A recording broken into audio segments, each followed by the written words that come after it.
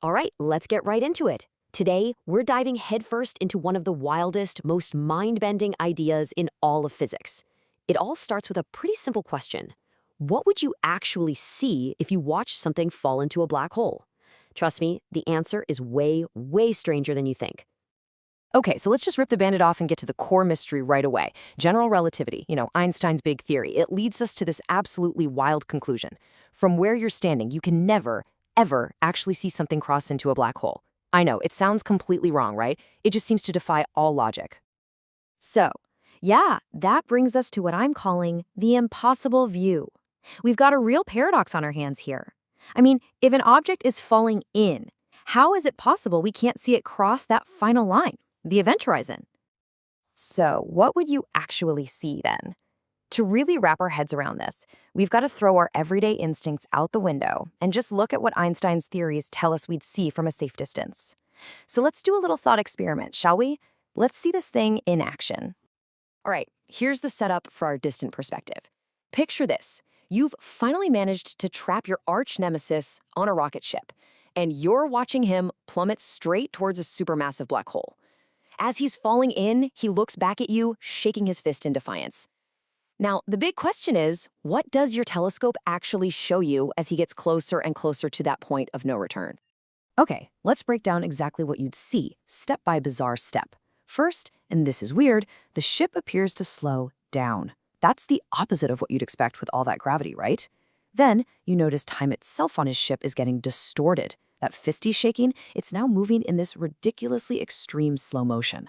Then, as he reaches the very edge, the event horizon, the whole ship just appears to freeze. It's completely stuck in a single moment of time.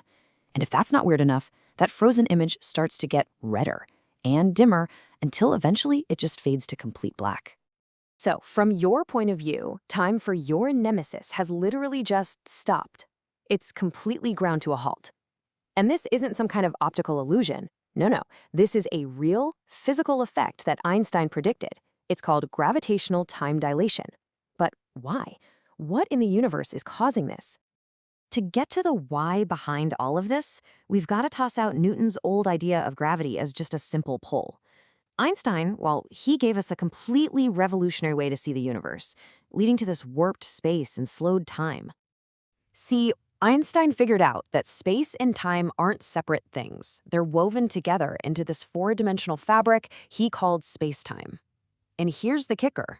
Massive things like planets and stars don't pull on other objects. Instead, they actually bend and curve the very fabric of space-time around them. And a black hole? Oh, that's the most extreme, the most intense warp you can possibly imagine. Here's a really cool way to visualize this. Imagine the space around a black hole isn't empty at all. Instead, picture it like it's a river, constantly flowing inwards, getting faster and faster as it rushes towards a giant cosmic waterfall. This idea of a space-time waterfall, it explains everything we see. The little particles of light, photons, coming from your nemesis's ship, they're trying to get back to your telescope, but they're basically swimming upstream against this powerful current of falling space. And the closer the ship gets to the edge, the faster that space is falling. Right at the event horizon, space itself is plunging inward at the speed of light, so any light trying to escape is fighting a battle it just can't win. This incredible struggle literally stretches the light waves out, making them look redder. That's what physicists call redshift. And because the photons have to fight longer and longer just to get out, it creates that illusion that time for your nemesis is slowing down to a dead stop. But wait a second, because that's only half the story.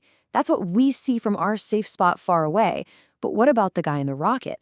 What is our nemesis, the person actually falling into the black hole, experiencing?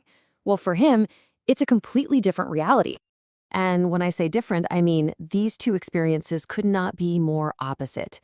While you're watching the ship slow down, freeze, and fade away, your nemesis, he feels nothing special at all. From his point of view, he just sails right across the event horizon without a bump, without even knowing he's crossed it. He just keeps on falling. For him, there's no pause, no freezing, zero drama. Now, this wasn't just some wild guess. This was a puzzle that really bugged scientists for decades, even Einstein himself. But it was J. Robert Oppenheimer who really clarified the solution. His insight was this. If you were the one traveling across the event horizon, you wouldn't notice a single thing. You just go right past it, probably without even realizing it. So, how can both of these things be true? This really is a tale of two realities. How can one person see an object frozen for all eternity, while the other person experiences just falling right through? This question takes us right to the very heart of modern physics. And the answer, the solution to this whole paradox, is as profound as it is simple. What you see depends entirely on your frame of reference. There isn't one single, objective truth here. Both points of view, yours as the distant observer and his as the person falling in, are equally real, equally valid. It's a fundamental consequence of Einstein's theory of relativity. And that leaves us with one last, really deep question to chew on. If two people can witness completely different yet equally valid realities of the same event, what does that tell us about the nature of reality itself? You see, this isn't just some weird quirk about black holes. It's a peek into the fundamental rules of space, time, and how we observe the universe. It turns out the cosmos is a whole lot stranger and maybe a whole lot more personal than any of us could have ever guessed.